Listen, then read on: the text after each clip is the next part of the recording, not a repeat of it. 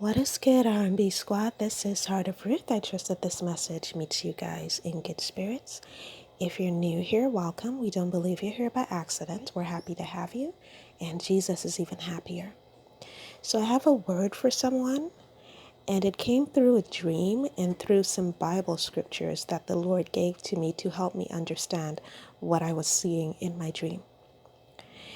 In the dream, I remember that there was this woman. There were these two women. The first woman was picking out a dress to go on a date with this man. This man had asked her out on a date, and she was picking out a dress. And there was this other woman, and the other woman, you could just tell that her energy was very toxic in this dream. She was very angry. I could also tell that she was very jealous of this other woman.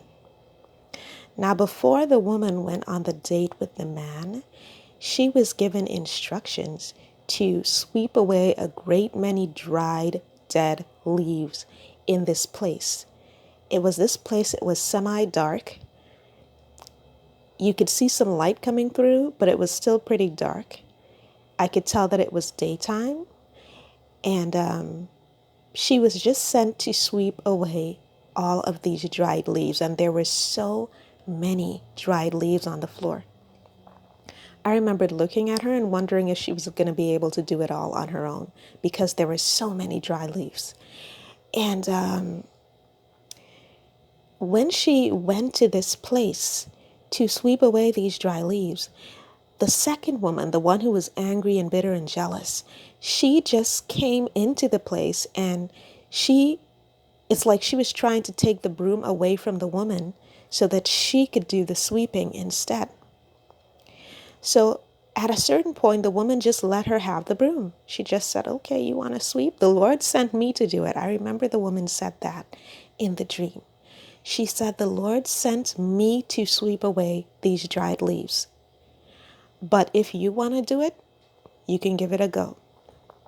And the woman started to do it. The other woman, who was angry and bitter and jealous, she tried to sweep away the dead leaves, but she did it halfway.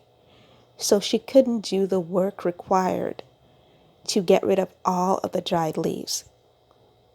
And then when she failed at it, the other woman, the one that was getting the dress for the date with the man, she went back to the task of sweeping up these dried leaves. Okay? And I remember that the other woman found out that she was picking out a dress, and the other woman said something to her that sounded like she was actually hoping that things wouldn't work out for this woman and this man. She said something like, I hope you fall flat on your face when you wear the dress, or some foolishness along those lines. But the other woman laughed at her because she knew that it wasn't going to amount to anything, that this word curse that this woman was trying to put on her, that it wouldn't amount to anything. The woman just laughed, and she went right on sweeping away all of these dead leaves. And when I woke up from the dream, the Lord took me to 3 scriptures, and I'm going to read those scriptures for you guys now. The first one was Isaiah chapter 14, verse 23, and it reads, I will turn her into a place for owls and into swampland. I will sweep her with the broom of destruction, declares the Lord Almighty. And then he took me to Isaiah chapter 1, verse 30. You will be like an oak with fading leaves, like a garden without water. And then he took me to Joshua chapter 5, verse 9, and that reads, Then the Lord said to Joshua, Today I have rolled away the reproach of Egypt from you. So the place has been called Gilgal to this day. And the way the Lord broke it down for me, there is someone who is getting ready to reunite with their kingdom spouse, or they're getting ready to meet their kingdom spouse. This person has a counterfeit. This kingdom spouse has a counterfeit that is still hovering around. This person is still trying to make an entryway back into your kingdom spouse's life. And this person knows of you. They know of your existence. They've either been trying to track you or stalk you or something along those lines, but they do know of your existence. Or your kingdom spouse may have made it very clear to them that you are the person that they love. And because of this, this person, the counterfeit, is very angry and very bitter and very jealous. And you guys know that the Bible states that jealousy is as cruel as the grave.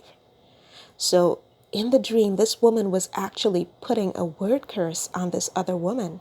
Not just that, when this woman was sweeping away all of the dead leaves, she kept trying to interject and trying to get the other woman to leave the task alone, but she wasn't even willing to do it. And what the Lord helped me to understand where that is concerned.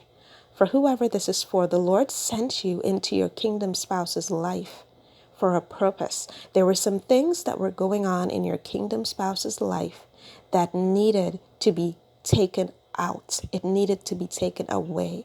A stop needed to be put to it. There were people taking advantage of your kingdom spouse. There were people mistreating your kingdom spouse. And your presence in their life is integral to all of this nonsense coming to a stop, because you're the person praying for your kingdom spouse. You're the person standing in the gap for him or for her. Like the woman said in the dream, she said, "The Lord sent me to sweep away these dried leaves."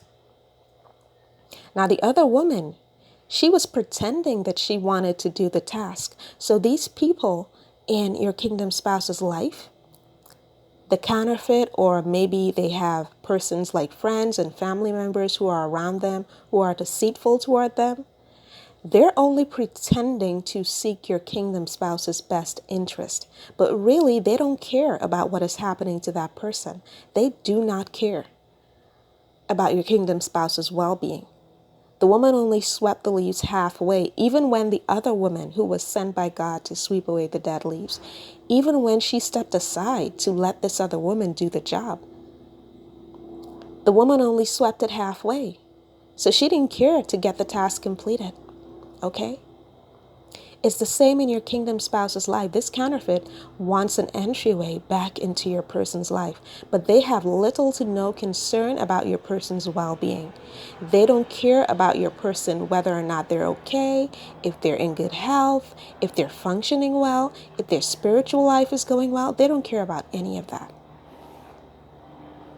They just want an entryway back into your person's life because they benefited from being in your person's life in some way. The Lord isn't having it. The Lord isn't having it. That is why he took me to Isaiah chapter 1, verse 30. You will be like an oak with fading leaves, like a garden without water. And that is why he took me to Isaiah chapter 14, verse 23. I will turn her into a place for owls and into swampland. I will sweep her with the broom of destruction. The Lord is getting ready to get rid of every single person, including the counterfeit, who is trying to stand between you and this person that he's trying to bring together. The Lord is not playing in this hour. These unions have to come together. There's kingdom work that needs to be done. And the Lord isn't tolerating someone who's just there to throw a tantrum, someone who's just being petty and envious. The Lord isn't tolerating that. He's saying that he is going to cut off his supply of mercy from these people for their continued interference. And they are going to be like dried, dead leaves. It's going to be a place of desolation for them. So I hope this message blessed whoever it was for. I will be back with another word as soon as the Lord releases me. Take care.